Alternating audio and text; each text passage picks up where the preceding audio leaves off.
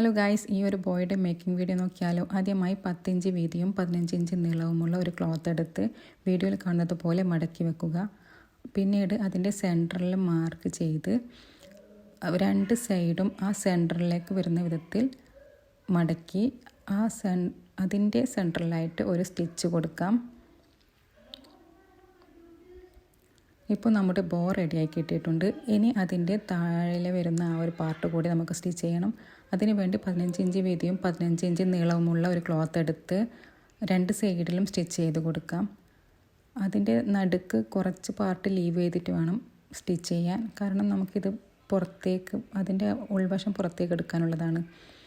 വീഡിയോയിൽ കാണുന്നത് പോലെ അതിൻ്റെ ഉൾവശം പുറത്തേക്ക് എടുത്ത് പോയിൻ്റൊക്കെ ഒന്ന് ലെവലാക്കി വെച്ച് അതിന് നേരത്തെ ലീവ് ചെയ്തിട്ടുള്ള ആ ഒരു ഭാഗം കൂടി സ്റ്റിച്ച് ചെയ്യാം.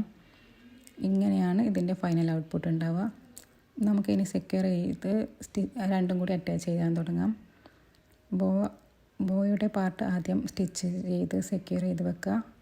അതിനുശേഷം അത് അവിടെ വെച്ച് അതിൻ്റെ താഴ്ഭാഗത്ത് വരുന്ന ആ ഭാഗം കൂടി നമുക്ക് അറ്റാച്ച് ചെയ്യാം. ഇതുപോലെയാണ് അതിൻ്റെ അറ്റാച്ച് ചെയ്യുന്ന ആ ഒരു മെത്തേഡ് വരുന്നത്.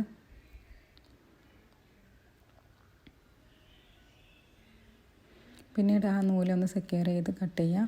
ഇനി അതിൻ്റെ സെൻട്രൽ പോർഷനിൽ വേണ്ട ഒരു ചെറിയ പീസ് കൂടി ആവശ്യമുണ്ട്. അത് ഇതുപോലെ ചെറിയൊരു ക്ലോത്ത് എടുത്ത് മടക്കി സ്റ്റിച്ച് ചെയ്ത് അത് ഉൾഭാഗം തിരിച്ചെടുത്ത് ഇതിൻ്റെ നടുഭാഗത്തായി വരുന്ന വിധത്തിൽ ഇതുപോലെ സ്റ്റിച്ച് ചെയ്ത് കൊടുക്കാം.